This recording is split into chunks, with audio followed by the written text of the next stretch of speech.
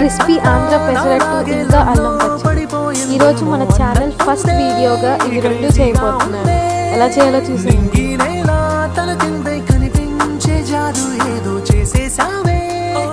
శాంతి శాంతి అనిపించావే